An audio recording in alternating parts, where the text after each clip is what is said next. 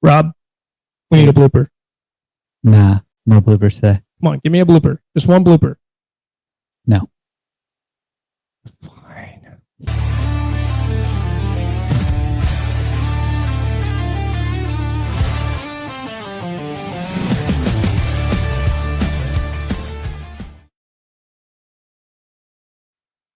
Hey, everybody. Welcome to an all-new Nick and Rob Homer Hour. It's an exciting day. It is NFL Cutdown Day, so we have a lot to talk about. We also have a great friend of the pod, Cowboys superfan Mark Stein, joining us today.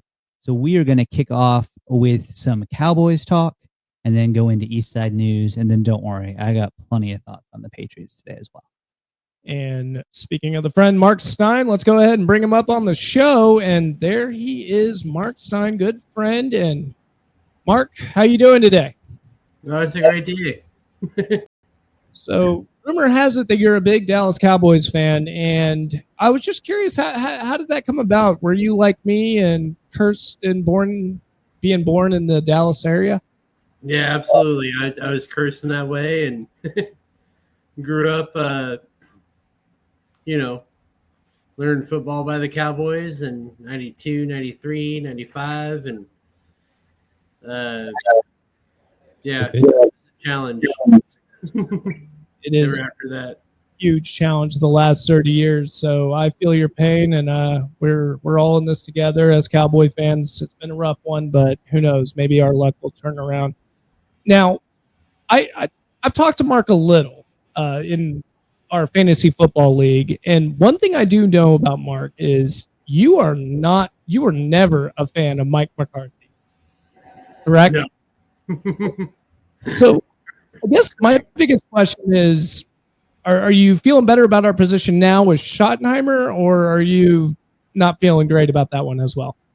No, I'm not feeling great about Schottenheimer.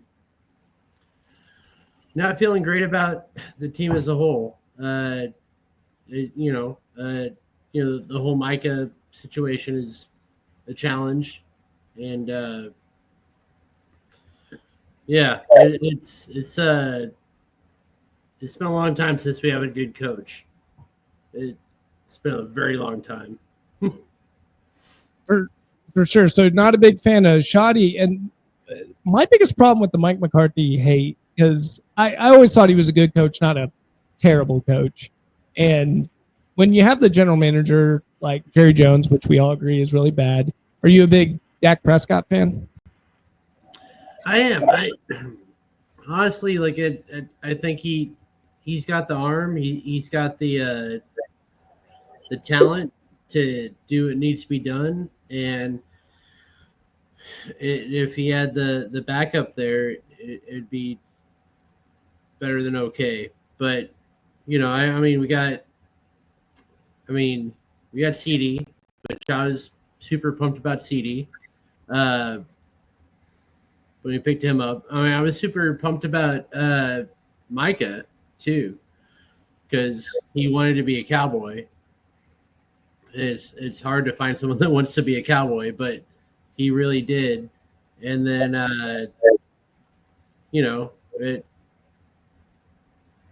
we got Ferguson around him.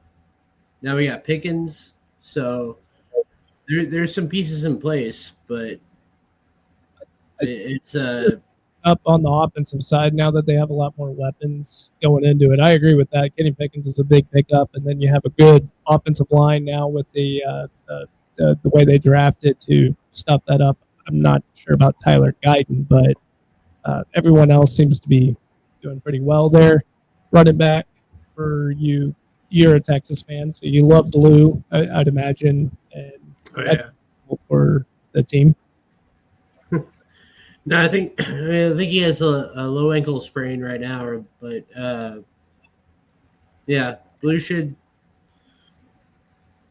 do something coming up. Yeah, it's going to be, looks like the Miles Sanders show to start the season, but I would say by week 3 or week 4, as long as Jaden Ballou doesn't start his fundulitis issues he had at Texas, it's going to be his show. If the Cowboys are able to, run it more than 10 times a game, they're not down by 30 without Micah. For sure. And I'll tell you one thing. I'm more on the Javonte Williams side. I don't know who you think is going to be the starting running back heading into it. It's definitely going to be Javonte. I think he's got some talent left in him, but I mean, running backs right now in the NFL are they're old when they're 25, so that's hard. But yeah, I hope Javonte Williams comes through, but I'm not holding out too much hope for that.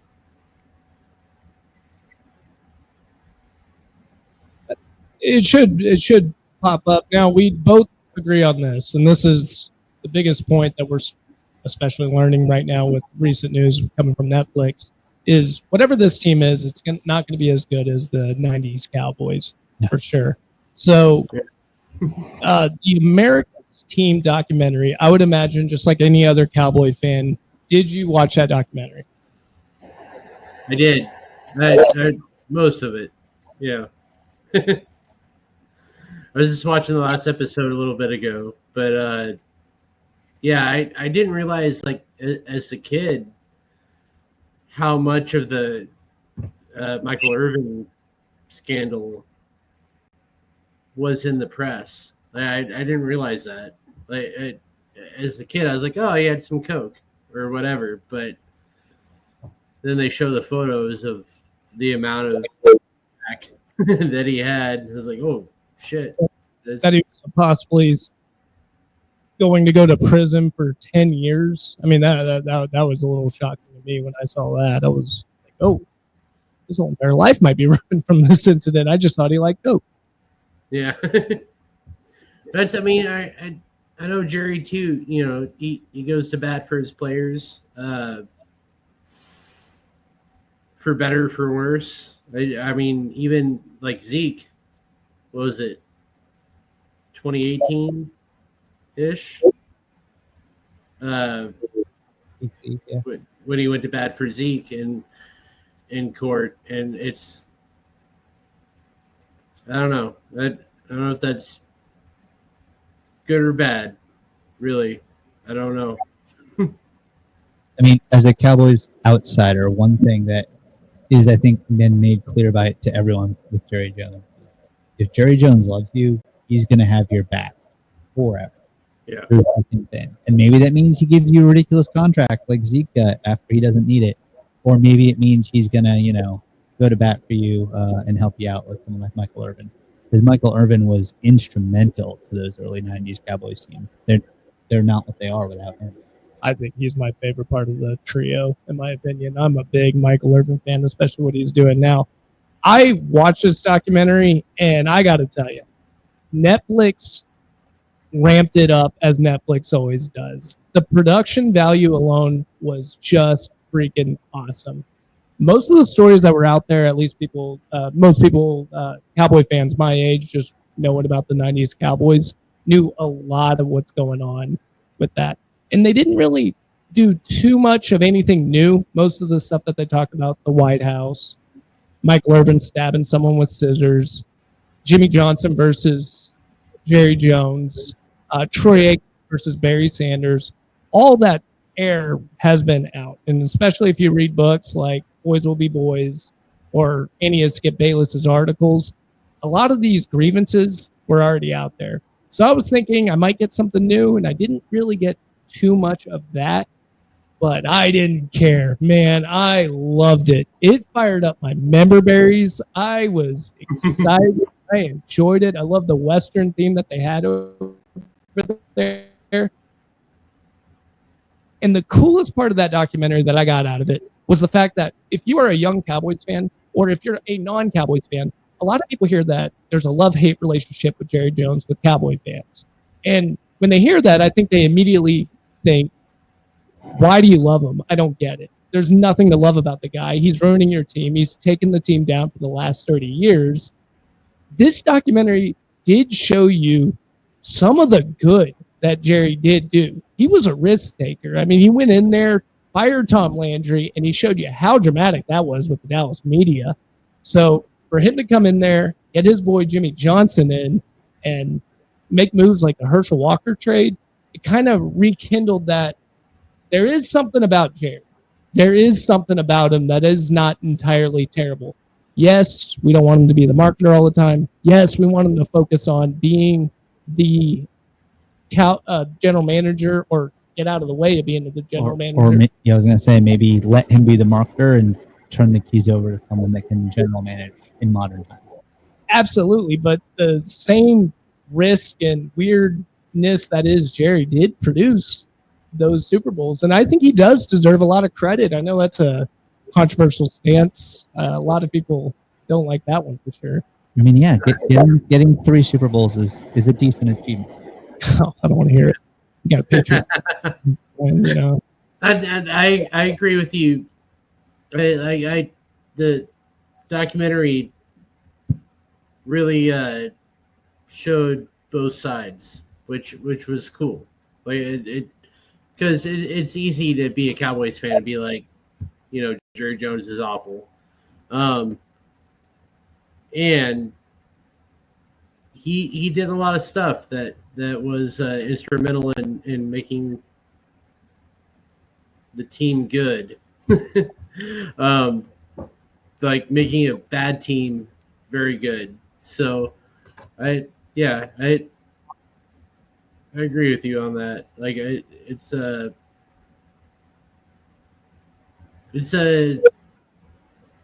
hard thing to watch, but as a Cowboys fan, but yeah, he's, you know, lately he hasn't been doing anything good, but it's clear that he was a part of that success, I think. Yeah, big time. And I think there's a lot to say about Jerry Jones. And on the Jimmy Johnson side of it, because that's the narrative, right? Jimmy Johnson built those teams. Jimmy did this. Jimmy did that. It wasn't Jerry. Get Jerry out. You know, another thing that I didn't like about Jimmy Johnson, where I think he looked like the villain, is the moment where Jerry Jones toasts them after winning the Super Bowl. And they said, here's to our coach and here's to us winning the Super Bowl. And he tried to throw a toast up. And Jimmy had his arms crossed saying, I don't want any part of this.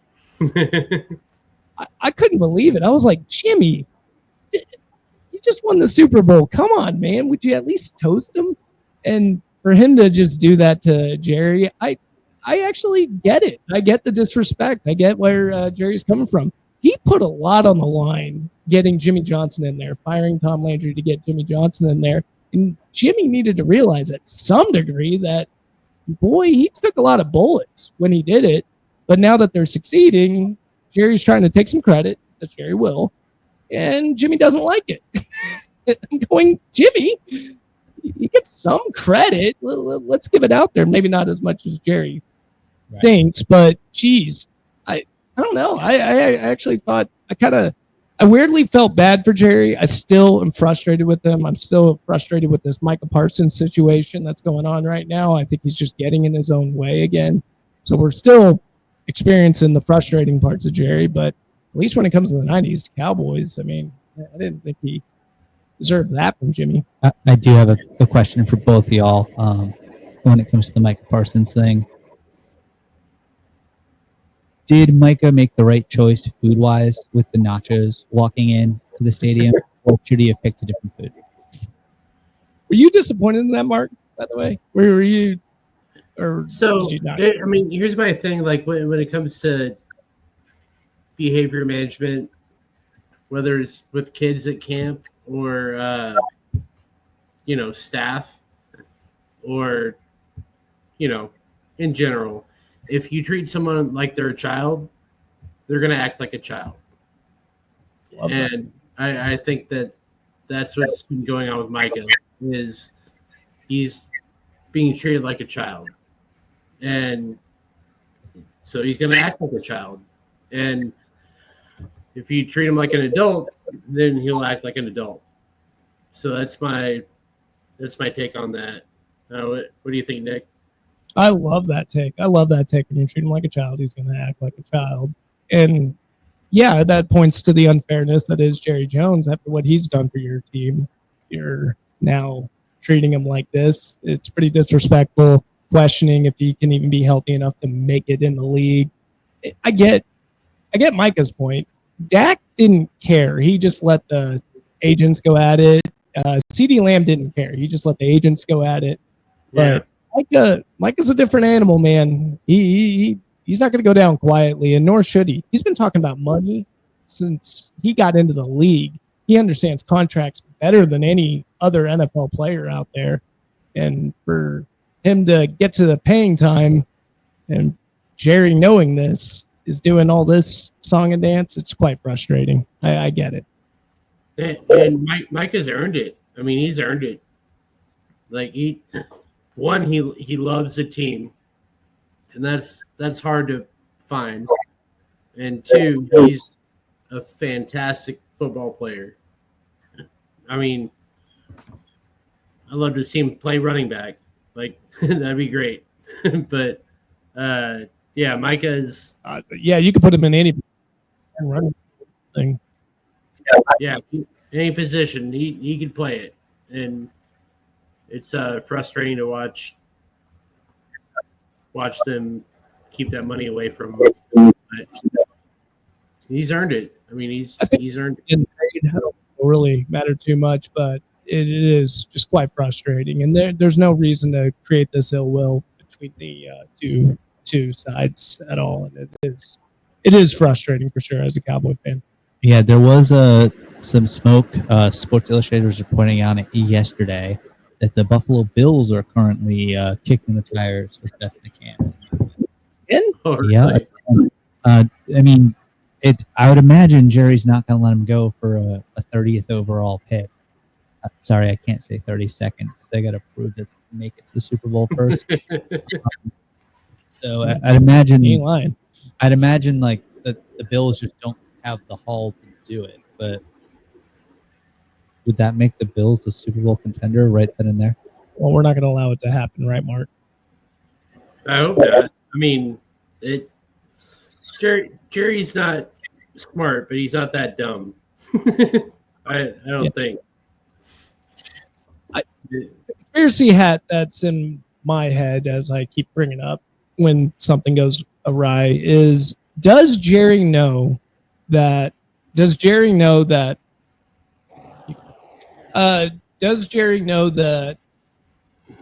Cowboys aren't going to do anything this year? I mean, he brought in Brian Schottenheimer. He is a little less loaded than he was before. And so for him to possibly do a trade, is he trying to kind of Herschel Walker this thing? I heard that theory out there, and I'm like, ooh, no, Jerry. Pay him and then build it from there. I think there's a Walker deal to be made. Yeah, I'm sure he'd love another round at that to make it his choice and his, have Jimmy outside of there. But that's just not how the NFL runs today. It's not how it goes. Like there's nobody that would give that kind of haul for one player. Yeah, it won't happen. And I think the only solution is signing Micah long term, unless Micah truly doesn't want to be there. But Jerry's also already said, well, you're stuck for the next 3 years regardless, because he's made it clear he'll just keep throwing the franchise tag on him until he can't. Yeah, I think that'll cost him a pretty penny, though, because the difference between the franchise tag and signing him is you can move money around if it's a contract. You can't move money around if it's a franchise tag. It is what it is. When they franchise tagged Dak for that last year, no, they didn't franchise tag him. They left a year on his contract. He cost our salary cap $60 million that year. $60 million. That was a third of the salary cap went just to Dak Prescott. And if you do the same kind of thing after the second franchise tag with Micah Parsons, I mean, if you're trying to build for the future, that's not the way to do it because it's just going to put us in such a pin that we can't afford anyone else at that point. Yeah. Well, since we're talking about stuff like this, should we delve into some Eastside news? I think we should, yeah, for sure. So let's go ahead and dive into Eastside news. This is Eastside News.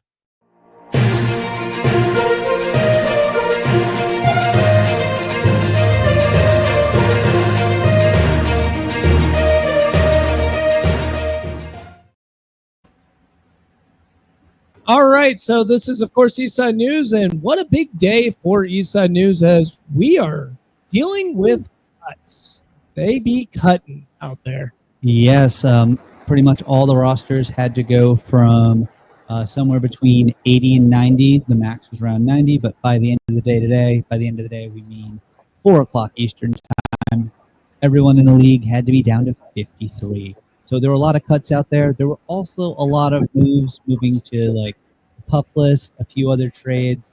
And just because the 53 players on the 53 today does not mean they're going to be on the 53 tomorrow or 2 days from now as things keep moving around. But we're going to go ahead. I'm going to start with some stuff in the NFC East. We'll go NFC East, and then we'll wrap in the AFC East and talking about the Pats a little bit. We'll start with the Giants. The big news for the Giants was an easy one.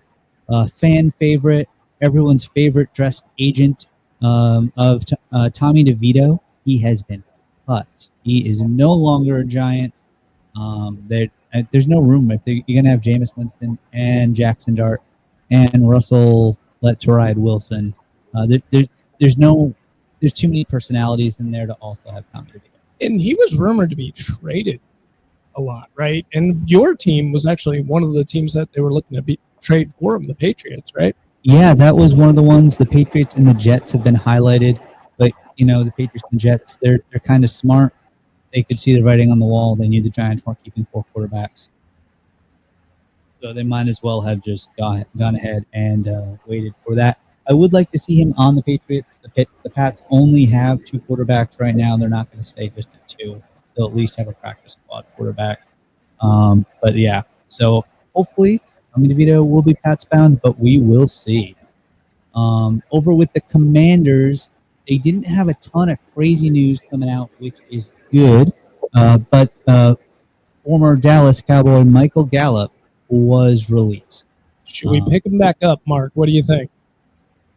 Absolutely. Made some great catches, but I don't know, with Pickens and CD and Dolbert, I don't know. You pick up that 4th role. Yeah. I think Gallup will find a home somewhere. I'm just not sure where. Possibly also someone I have also circled for New England because we'll get there. The New England receiver core outside of Stephen Diggs ain't looking that good. So that's that. With the Eagle, and then also since we got a lifetime Longhorn here in Mark Stein, I'm also a big Longhorn fan. Sam Cosmi, their right guard, is opening up on the pup list for the Commanders. Over with the defending champs, there's nothing too crazy going on, but they did recently trade for Sam Howell to be the backup quarterback. So because of that, 6th-round draft pick Kyle McCord out of Syracuse has been cut. He is a strong candidate to end up on their practice squad. I have a quick question on that. So Sam Howell was picked up in free agency? No, they just traded for him. Oh, okay. What did they trade for him? Do we know? I'd have to pull it back up. I'm not sure if Reed can pop it up, and I'll add that in there. But it wasn't for much, but they were able to bring him on over from Seattle. Yeah. Reed, if you could find out what draft pick they picked, that'd be good. I want to see what they picked. It was the 5th round. Yeah, really upset. 5th round, I think. Is that Stein? Yeah. It's surprising to me that they trade a 5th round for the backup, but quarterbacks are important. For Trey Lance. I agree. Then what was it, a 6th or our new guy Milton, Yeah. and you could have got a fit for a guy like Sam Howell. Sam Howell's legit. That's a backup. Yeah, Sam Howell's a great backup, and I think he's solid to have.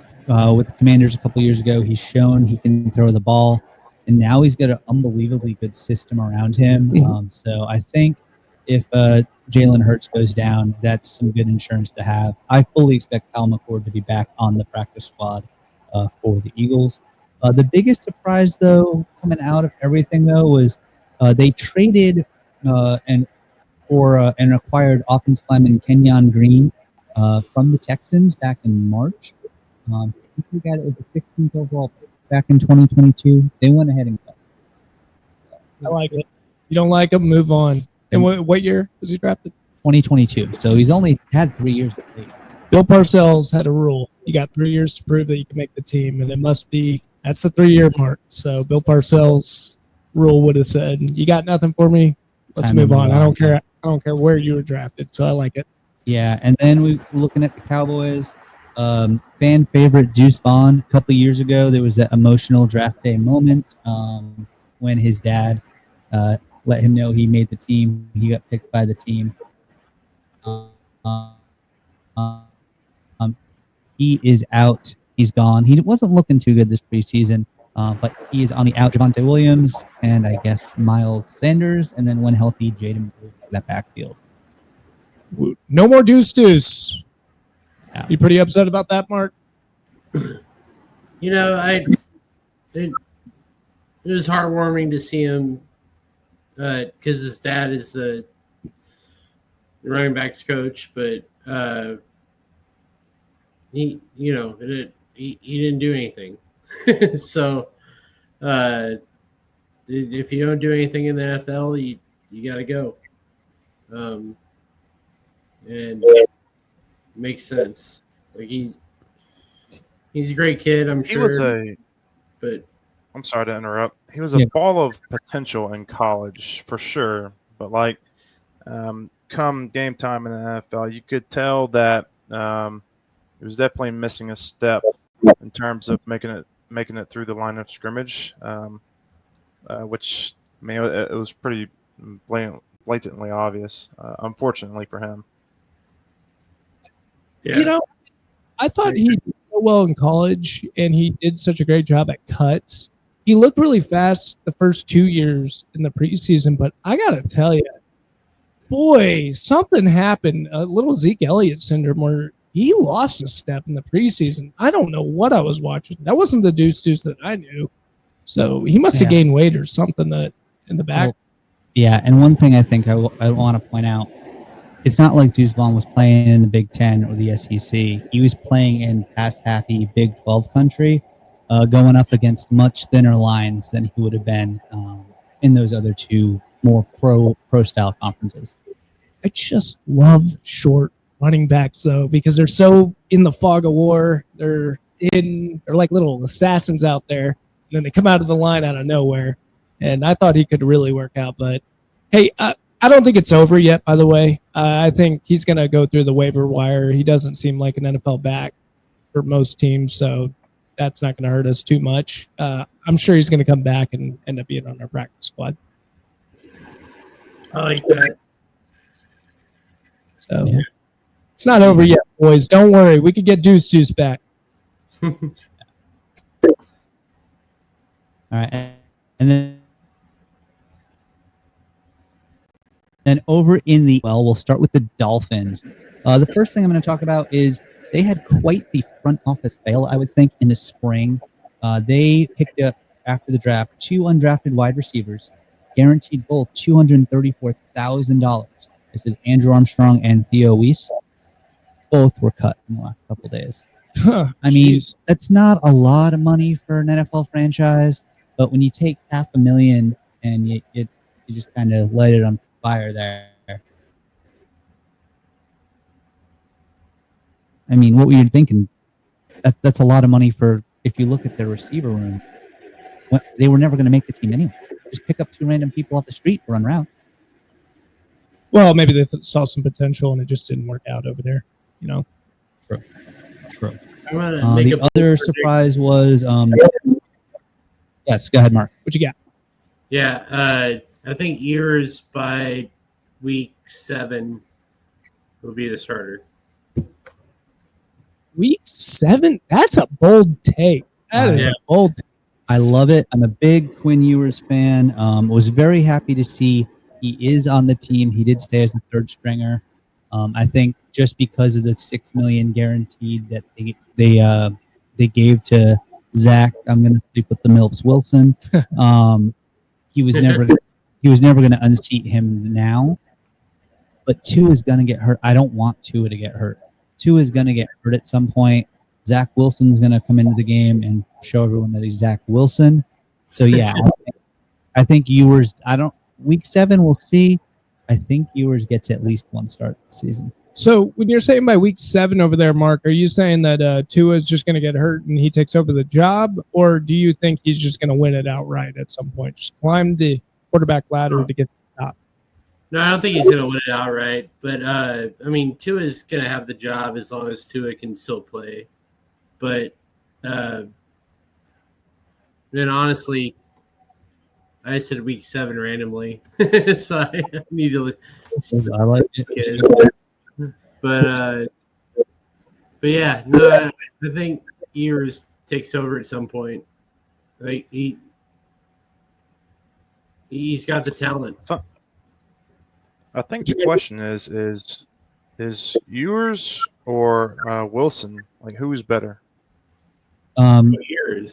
Texas fans here, so yeah, Ewers is better. Zach Wilson's already proven he's not better. Yeah, I'm pretty sure. What's his name? McDonald knows that. Mike McDonald, head coach of the. Yeah, he's a smart guy. He can see. He is. He's one of those. I was been jealous that he wasn't my coach the last couple of years, but now I'm not. I love my coach now. Hey, we'll get there. But go ahead. So, Reed, you're the one that asked the question. What do you think, Zach Wilson, or are you going with Quinn Ewers over there? I haven't seen enough of Ewers in the NFL. I haven't made any cut-ups of them lately, but from his time at Texas, I always thought he was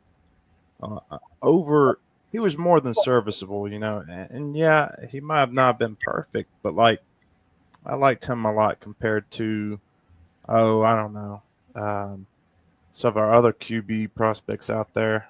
I wasn't as high on Sanders as a lot of people were. But I hear you say that. I think Wilson is serviceable. If I had to put him in a column of QBs, I would say that if he gets, I don't know, 3 starts in a season, he might win 2. At least maybe that second game might be really close, and he might lose that second one. But I think he's not too bad. He's been around the league. He's been with a bunch of different coordinators, so he's seen a little bit at this point. So maybe he can put something together if he gets put on the spot this season. Yeah, maybe. But I like I said, I hope he goes out, throws 3 straight pick sixes, and gets benched forever. Yeah.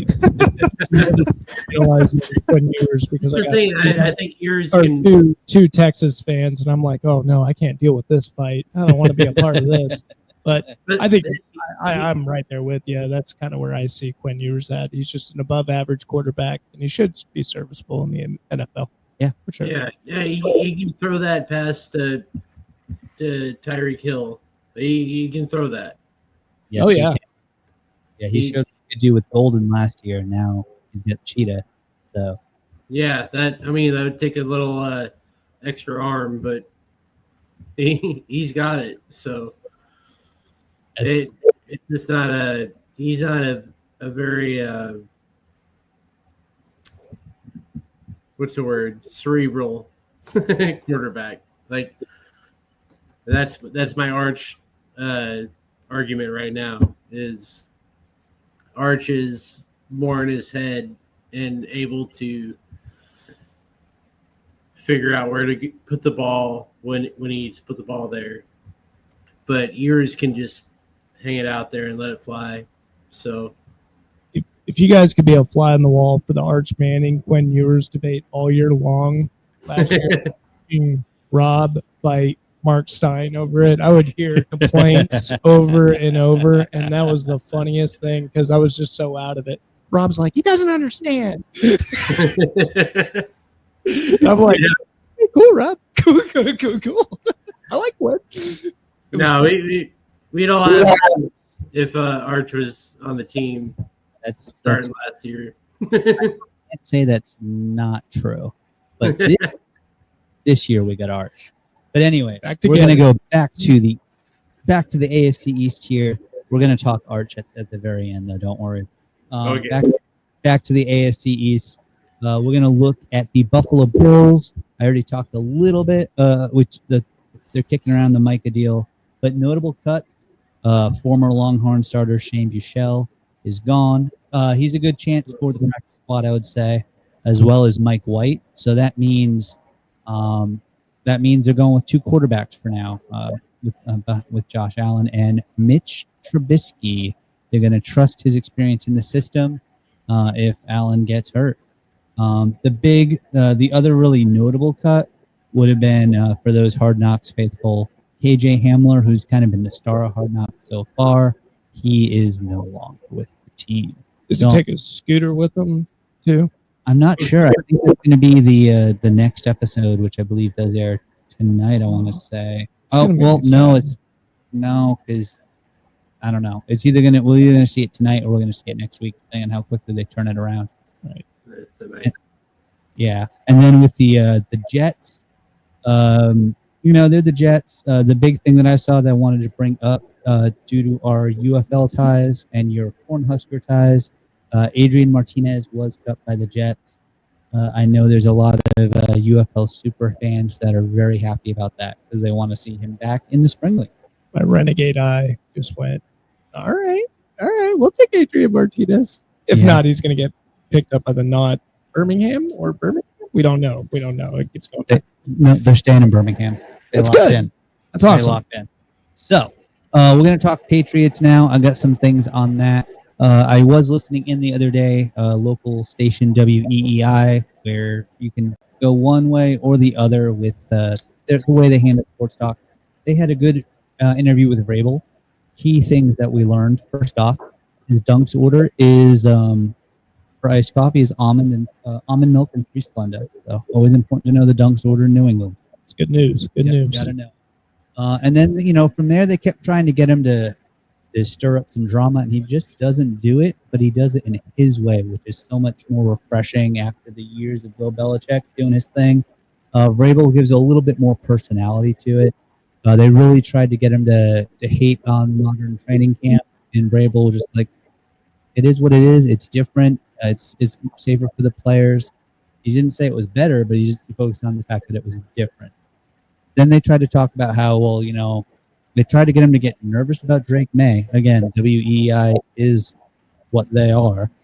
And they said, he doesn't really have enough reps. And Vrabel kind of looked at him and goes, that's what the joint practices are for. He got a ton of reps against the Commanders, a ton of reps against the Vikings. Yeah, it wasn't on TV. It was in the joint practices. But that's what these joint practices are for. Those are far more valuable in the NFL teams than the games are. Preseason games. Yeah, and it's not like he's just a rookie. I mean, he's a sophomore now, so he's been around. He knows. Yeah, and I think that they were trying to be like, is he nervous coming into the new system? But it's not any new system. It's Josh McDaniels coming in. He's going to set him up for success. He's not going to make it too hard for Drake to learn. So it's all good. And then of course they tried to get him to stir up stuff against the general manager, Elliot Wolf, because Wolf talked about how he's willing to trade draft picks for the right player that'll help the team. And Vrabel just reiterated, everyone's on the same page, even though you hear different voices. Bill Belichick's not in the building. It's still all with one voice, even if it's different people talking. And that was also very refreshing to hear. Right. Then let's see. Other important Patriots news. Bill Belichick announced that the Tar Heels will be featured in a Hard Knock style series on Hulu this fall. Yes, that's not quite Patriots news, but I'm counting it. So we get to go inside the locker room of the Tar Heels and kind of really see what's going on. I'm looking forward to that. What do y'all think about that? Did he run it by the girlfriend? Are we okay? Is she okay with it? Because that's what really matters. I'm assuming she's going to be the star of the show. I think That's they're bullshit. kids, man. Let's not put them on TV. Like, Yeah, they're making money now, though. You know. yeah, that's true. That's a fact. Yeah, once they get paid, yeah. No, I like that. Yeah. It's just not the Belichick way, though. You know. No, it's not. But I like this new softer Belichick. I'd love to see him win 9-10 games with the Tar Heels. I think it'd be. Give me hard ass Belichick over whatever the hell this is. I don't like it. This is Belichick's version of Tom Brady in Tampa. I guess whatever. All right, cool, Yeah. Bill. No. As far as some actual like cuts news and whatnot, kicker Parker Romo was cut, which means Andy Boralagas, the rookie 6-rounder, did win the competition. Notable for Parker Romo and Eastside News, Miami Dolphins kicker Jason Sanders is down and out, going to miss at least 4, possibly 5 weeks. Romo is someone that could end up over there due to the fact that he used to kick for the University of Miami. Cool. Yeah. And then Jermichael Hasty was probably a surprise cut for many. A veteran brought into the running back room. But, Stevenson just kind of went out there and lit it up as he always does. And then we've got this standout rookie from Ohio State in Travion Henderson. And so the room was gone. They're going to hang on to Antonio Gibson because he's a good change of pace back who can catch a ball. Yeah, So I like Jermichael Hasty's gone. I'm cool with that. 7th-year veteran safety Marcus Epps actually requested his release. He'd been on the bubble, so it's not too surprising that he asked to go to try to find a better situation. Exciting news out of the wide receiver room. Efton Chisholm, the undrafted rookie who's just been absolutely falling out. He has made the team. The shocking part of that, of course, Kendrick Bourne hung on, as did Javon Baker. Baker's kind of shown he doesn't know how to play football, so I'm not quite sure why he's still on the roster.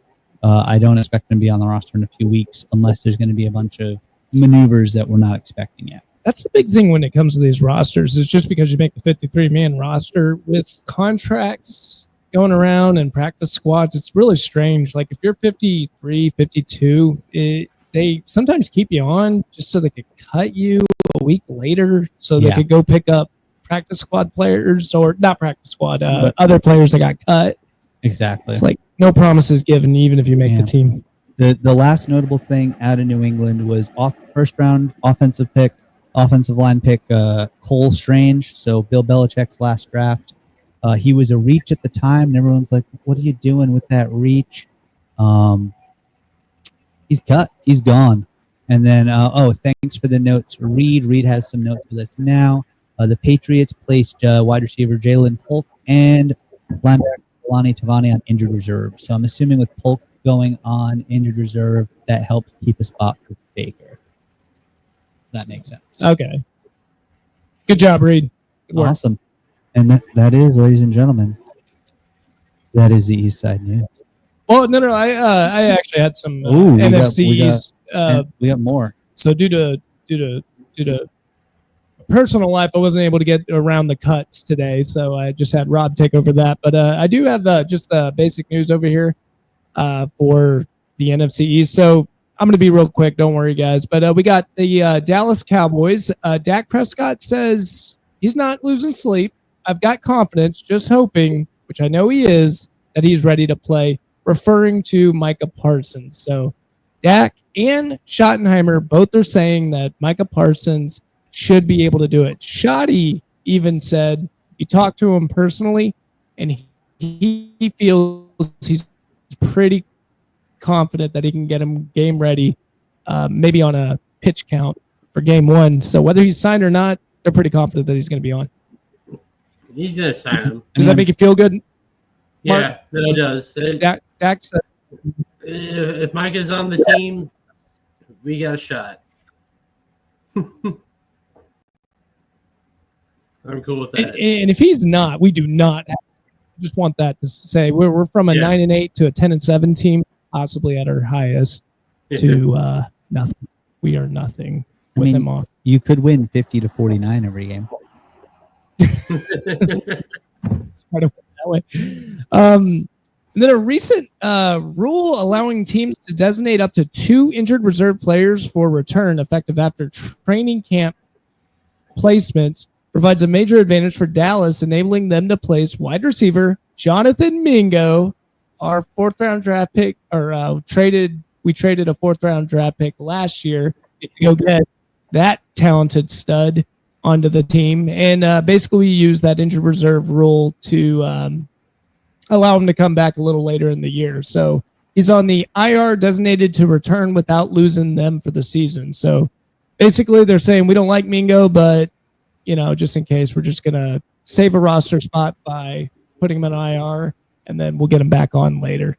As for the other one that was on there, Colleen Carson, I don't know much about him. Do you know much about him, Mark? I do not. Who knows? That could be our hidden gem, but looks like he's also we're taking advantage of that rule to get him on the IR designated for return. So that's good news for the Cowboys. We got the Philadelphia Eagles veteran Fred Johnson from the Jaguars trade for the offensive tackle Fred Johnson from the Jaguars, who's he got to join the team over there, which is not really good for us because they are loaded on offensive line already. They have a veteran now, Fred Johnson, just to keep that thing stacked, just in case any injuries happen. They got, I think, the best defensive line in the league right now. I don't like what the Eagles are doing. They've got their S together, and it's bothering the hell out of me because I saw that pick up, and I just went, so we could have traded for him. Why didn't we trade for him? Frustration. But Jerry's zigging while everyone else is zagging. I guess. Miles Sanders, so what else do we need? I'm sorry, Mark? We got Miles Sanders, so what else in Jerry's mind, we're taken care of. So yeah. Mark is right. The Eagles missed out on Miles Sanders when they had the chance, and the Dallas Cowboys are taking advantage of it. I like the positive spin I'm going to make out of that without crying too much. Yeah, it's hard. So I got this news yesterday. I don't think this is going to happen, but supposedly the Eagles were going to be trading for Trey Henderson. There was actually trade talks. Hendrickson from the Bengals. Yeah, Hendrickson has re-signed since that article came out. Right, and I know that, but then I saw the contract. It is a weird contract. It's a 1-year, $30 million deal. Oh, so they just gave him a raise. They just gave him a raise. So they're probably, if they're out of contention, they might trade him. From Hendrickson, I'd just say F off. I want the real deal. He's a veteran. I was shocked that he even signed it. I guarantee you that is he gets the raise, and then if the Bengals bungle the start, which they typically do, by week 5, they're shopping him. That's possibly they get a lot for him. Yeah. Because he'd be huge. Hell, the Dallas Cowboys could probably use him right now if we lose our edge rusher, Michael Parsons. Our best defensive player in the NFL. Yeah. Trey Henderson's good too. He's a little older, but he's good. He's not Micah Parsons good, but No one's Micah. No, yeah, Again, that's the worst part is he wants to be a Cowboy. Like he wants that so bad, and to pass that up, it's just so frustrating. I don't get it. Yeah, I think, like I said, I still think we're going to sign him. I've just got hidden positivity with this. The good news is, though, the person that stayed on the team, Mozzie Smith, he made the roster, so that really worked out. The first-round draft pick over there, who He can do something. I'm being such a cynic right now for the Cowboys. It's quite frustrating. It's hard not to. Yeah. I was it's easy to be a cynic about the Cowboys. Yeah, I was like that with the Patriots the last few years, but now we got Vrabel and Drake May and Travion Henderson, and it's just sunshine and rainbow. It's great. Everything's going great in Patriot land. It's Tom Brady all over again. The good news is, though, the Philadelphia Eagles will not get Trey Hendrickson, so that would have stacked their defensive line, but that didn't end up happening over here. The New York Giants, it was just a funny note. They ended up going 3-0 on the preseason. Take a poll of hands. Do you think they're going to keep this undefeated streak on to the regular season all the way to the end? Anybody? No, probably not. But what was crazy is not only did they win, they won 107. Their total score was 107-47. Like, they didn't just win; they dominated. Yeah, I mean, that last game against the Patriots played mostly third and fourth stringers, and then a couple veterans that they were just trying to get some extended time with to shop around. And we already cut the quarterback that played like that entire game. Yeah. But, hey, it was still, hey, you got to win somewhere. Why not? Just go get it for the preseason. That was a big win for the New York Giants. So, recent first-round hits like wide receiver Malik Neighbors earning Pro Bowl honors. We already know that. Speculation is growing about trading 2022 7th overall pick offensive tackle Evan Neal. So that's a possibility that they could possibly be doing that, but I don't think that's going to go anywhere. A lot of trade rumors, that are going on right now, and it's so frustrating because you have to dig through the weeds over there. But outside of that, New York Giants, not much. But, of course, the Washington Commanders, and this is big news for them, Terry McLaurin, $96 million, 3 years. They signed him. They did it. And it's a fairly reasonable deal. For both sides. Yeah. Yeah. I did a lot. So I'm happy about that. Yeah, he's not a lot of your fantasy teams? Yeah. Well, only drafted 3. But yeah. Nice. Yeah, he's and for him to get that contract, good for him. I knew this was just going to be a debate, but they're in such a win now mode. I don't know what kind of numbers they were arguing. It was just really, really dumb. The genius behind it, though, in which I'm a little shocked that Terry signed the deal with the 3-year. I think he should have signed it with the 4-year. He's a veteran. There's no guarantee that he can get past that 3rd year. Heading into it, he's starting to get up there in age. So shocked he signed it. But the genius behind it is that is at the tail end of Jaden Daniels' contract. Yeah. So right when they're supposed to go into cap hell, Jaden Daniels is going to get signed. Terry McLaurin's going to be out, and bam, away they keep moving. And they'll have some other first or second rounder to take McLaurin's place. Yeah. You got time to draft and develop a wide receiver within that time. So I got to tell you, that was pretty big news over there for him to do. So again, so that's the Eagles. The 2 possible favorites to win the NFC East. That's the Eagles, and that's the Commanders. And that's the position we're in, Mark Stein. Smart general managing while we're dealing with whatever we got going on here in Cowboy land.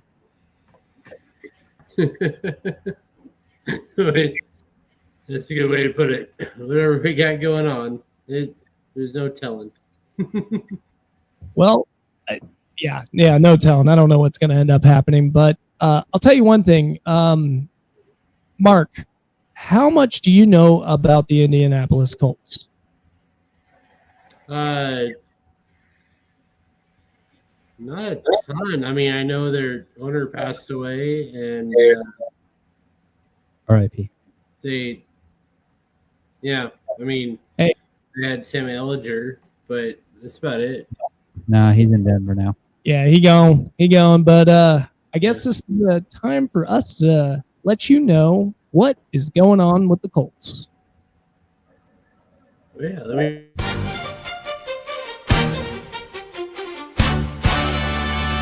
What's going on with the Colts? What's going on with the Colts?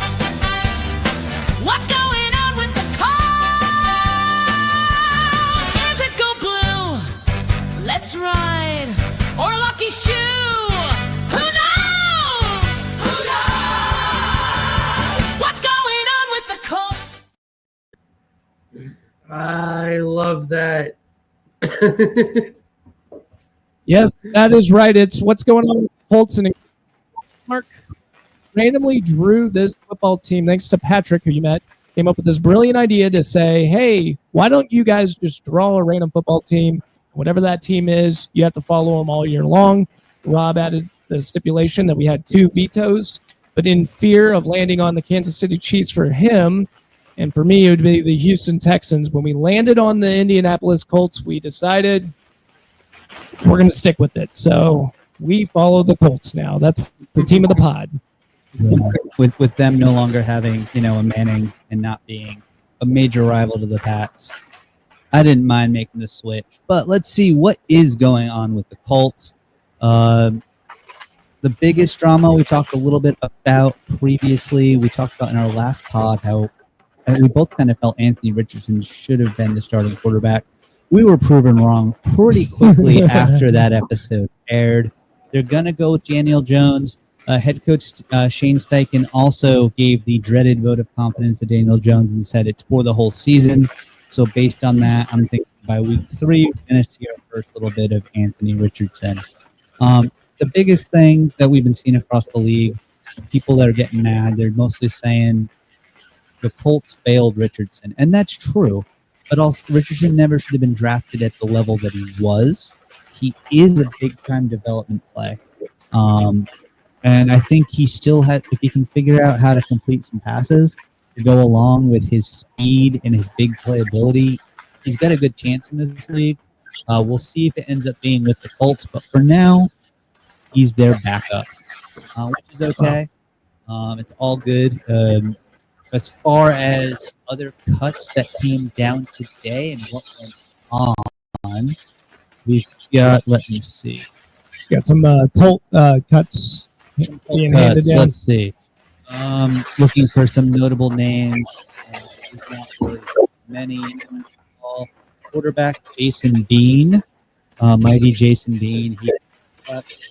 I've never heard of him before. Don't need to know him now, I guess. Let's see. Running back Khalil Herbert. All right, he's gone. Wow, that's actually shocking. He was pretty good. Yeah, Herbert is good. He is good, and I think he would have been a good backup to Jonathan Taylor. So, but he is gone. That's interesting to me. They also dropped running back Nate Knoll as well. I'm going to see if I can pull up Colts. Yeah, we'll take a look over there. Got. In the meantime, roster, we got it right now. Oh, you got it. Okay, gotcha. The power. So they're going to go with Jonathan Taylor, and then DJ Giddens and Tyler Goodson as the 2 backs. So it looks like they're just making sure that there's. I think they're slimming down money wise there. And then they still got, at receiver. I'm kind of most excited to see Adonai Mitchell if he can finally do something. The Colts have good receivers. They've got Josh Downs. They've got Adonai Mitchell. They've got Alec Pierce and Michael Pittman Jr. So if Daniel Jones can really start slinging it, then I think Danny Nichols. If Danny Nichols could find a few dimes, they could score some points here. So I still like when we did the schedule game, Mark. I think we both had them at right around 3 wins, and we're like, maybe it's going to be even less. It's the AFC South, though. They could still win 8 or 9 games, and the Texans could screw up, and they could win the division. Yeah. I find it a shot. No chance in hell. No chance in hell. Looks like Reed's got Jelani Woods waived from the Colts project that Virginia Tech has. Ooh, go ahead, fill us in on that, Reed. I remember seeing some tape from Jelani while he was at Virginia. I think it was previous to when I started making cut-ups, but I was just very impressed with he was like one of those basketball players you see convert to football, like a Mercedes Lewis, like what's the big name that I'm missing? He's still in the league. He's one of the older players in the league, and I forget his name. But You might be thinking Antonio Gates, who's gone. He was Yes. a big basketball for the Chargers. Right. He's older, but he's got a gold jacket now, I believe. But I was looking at their cuts and a second ago, and I saw the name, and I was like, "Oh man, that's he's got to be picked up by somewhere, at least for a practice squad, at least." Yeah, that makes sense. But I think for the Colts, you've got Mo Alley Cox, who's been serviceable for the past several years. But then you've also got, they made a big time draft investment in Tyler Warren. So I think that kind of would spell the end for someone like Jelani Woods. But maybe he's back on the practice squad, or maybe a team gets smart and picks him up. Sounds like with the amount of talent that he has, he's probably going to get picked up, right? Would you take him from the Atlanta Falcons? He's an, I'm sorry, everyone. Reed's an Atlanta Falcons fan, by the way. I would have him. I would have him in the building for sure. Gotcha. And what's your projection on the Colts? What do you think? Oof. The Colts. I think you're just very unsure about the quarterback position. Kind of like y'all, I was kind of expecting Richardson to start for them, given the huge draft investment that they made for him a couple years ago. Clearly, he has the raw athleticism for the job, but I think it's just more of consistency for him with making moderate to deep throws. We know he can throw really far. We all know. He's got the arm. Can he not fumble?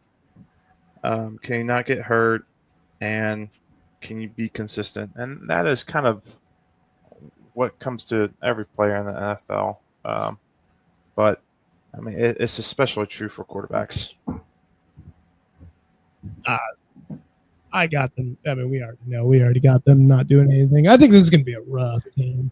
Rough team heading into the year, but we drew them. We drew them, and I'm excited for some Adonai Mitchell highlights. I'm excited for some Tyler Warren highlights, and I'm excited for at least one live stream with a couple of our friends that are big-time Texans fans, where we get to root for the Colts because the wheel said so. Yes, I would love that. And I'm probably going to get some Colts gear just to do a bit. So I'm going to go all in on the Indianapolis Colts. I think it should be fun. Which, by the way, you two, you're welcome to join in on those live streams. So they're a lot of fun and pretty easy. All you do is react. Reed did one for the UFL already, and it's pretty easy, right, Reed? It was a good time. I remember. I enjoyed doing that. Well, I don't know if you guys watched Hard Knocks, but Rob's going to get into his favorite. Nope. Oh, okay. Rob's going to get into his least favorite segment, and it seems to be Hard Knocks.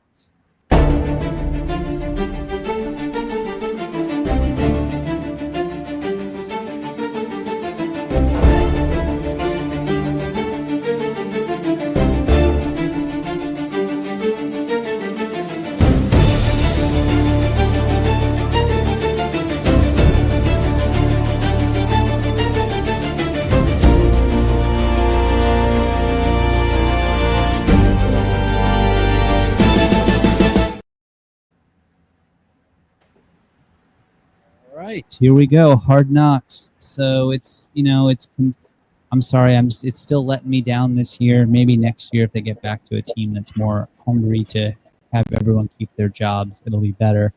But we had another episode. There was two quote unquote highlights. There was a pizza party at one point. That was exciting. Yay, they all love each other and they're bonding. That's thrilling. But the bigger take that I honestly have at this point, I don't like Brandon Beane. I think he's a bit of an ass. I actually wrote that in there. Yeah, when he signed James Cook for that big contract, and then he brings in that woman, but who was that? Was that his wife? No, that was his assistant. I feel like the producers just got her on the show because she was a young, attractive woman. Yeah, and yeah, she was cute, but the part that was weird is he had his hands back, leaning, going, yeah, we just signed James Cook. She's like, cool. Yeah. Yeah, that seemed like a very scripted, forced scene. But for me, what really set me off.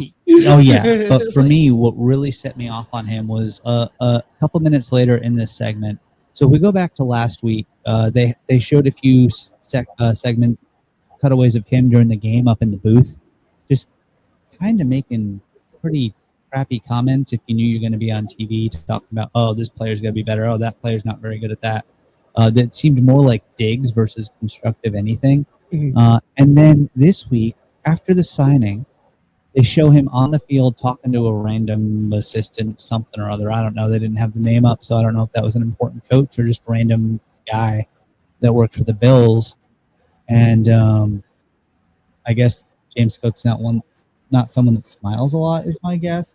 Because the guy goes, "Oh, did he smile? Was he happy?" And Brandon Bean goes, "I made him."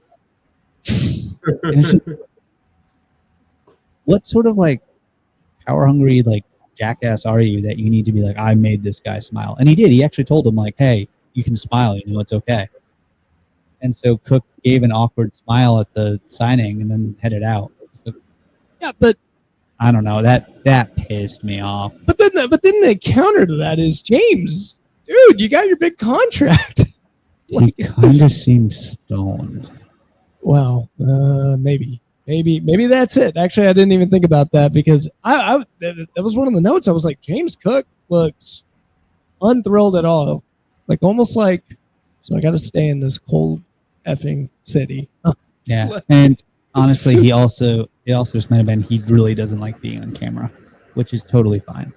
Yeah, that too, and maybe he doesn't get along with Brandon Beam. I mean, that is the guy that he's been negotiating with, so he's sitting there like, yeah, I got the money I deserve. Thanks, Brandon. So, yeah, for sure.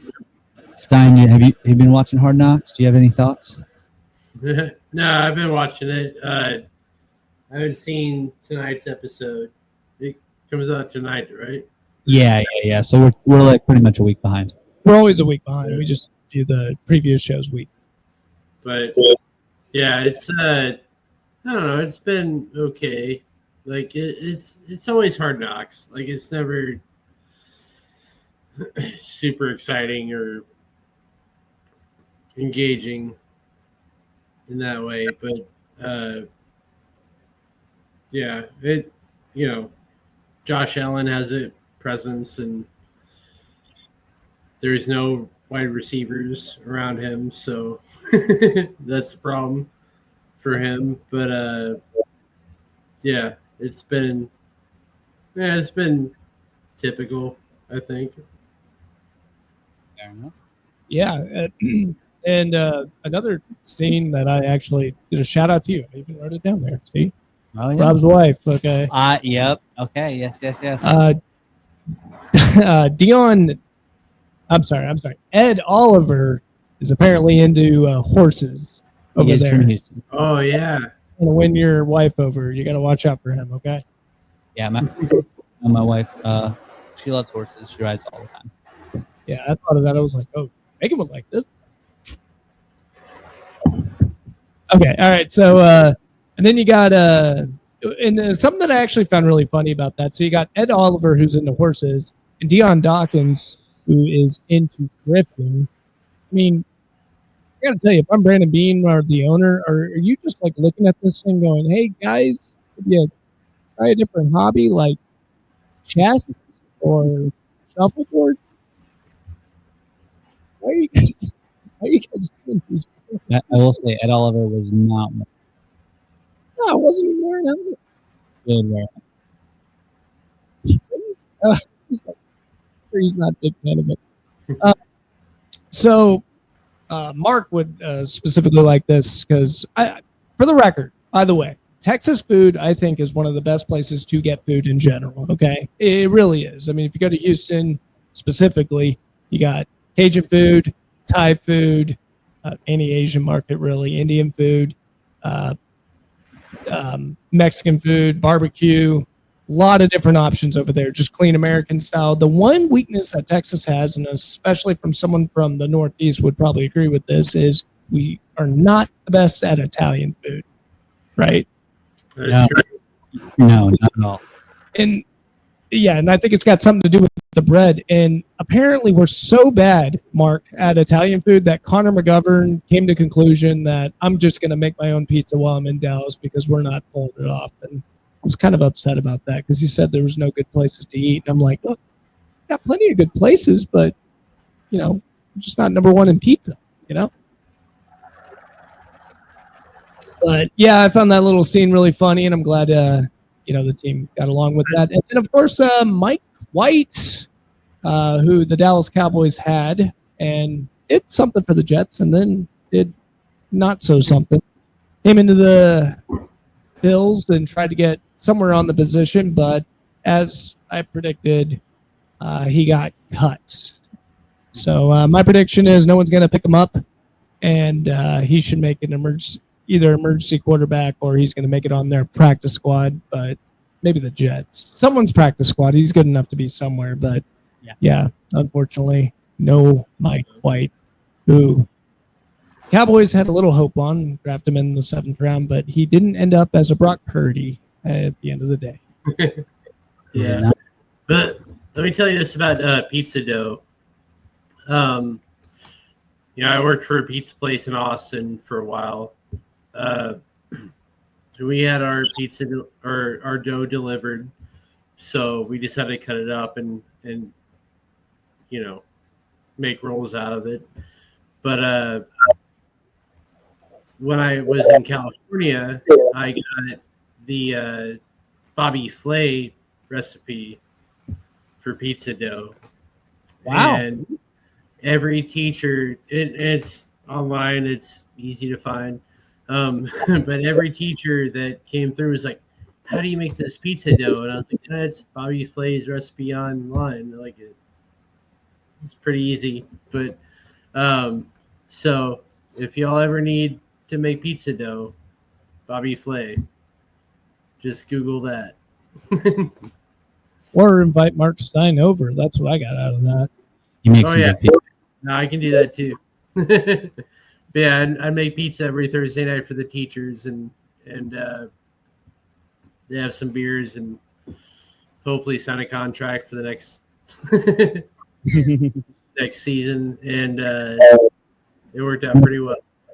But yeah, Bobby Flay, great pizza dough. Awesome. Yes. And I'm excited to try that. So if you ever come on over, we're definitely going to give that a shot. So we're at the point where we're going to be wrapping up the podcast. I guess first I want to send it off to Reed hey, Reed, you've got your own channel on YouTube. I just want you to plug it up, at the end of the show. Yes, sir.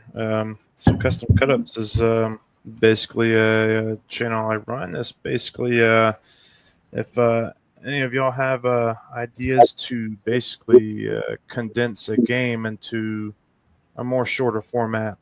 For example, the typical game lasts about 3 hours.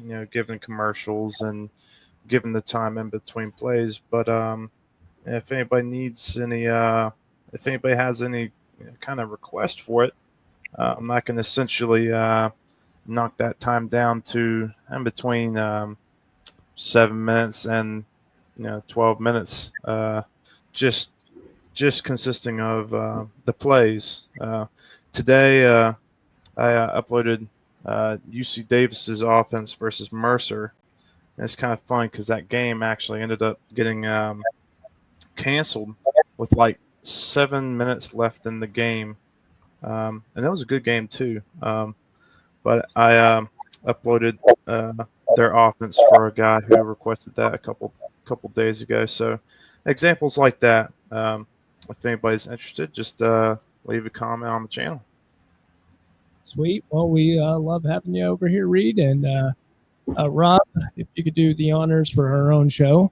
Yeah, of course. If you're listening to us and watching us on YouTube, you already know where to find us, so make sure to like and subscribe. But if not, you can find us at Nick and Rob Homer Hour on YouTube and also on Instagram. And we are now on, for those of you that prefer to listen and not to watch your podcast, We're now on Spotify. You can find us there, Nick and Rob Homer Hour on Spotify. Make sure to follow along, give us some likes, share with your friends. We always appreciate it. Yeah, and I'm still looking into Apple Podcasts. Boy. Oh, I hate you, Apple people. I'm not going to lie. They are the worst. Whole thing, but I'm Shout still out working on it. Spotify. Yeah. Spotify's great. YouTube Music's great. I'm trying to get on Apple Podcasts, but apparently if I don't get an Apple device, then I don't get to put my podcast on there. So very frustrating, but I'll get that figured out. Hey, Mark, thank you for joining the show. Thank you for joining me in the misery that is the Dallas Cowboys, but you just showed the sign. At least the Longhorns have something to look forward to this year. I think they've got a lot going on.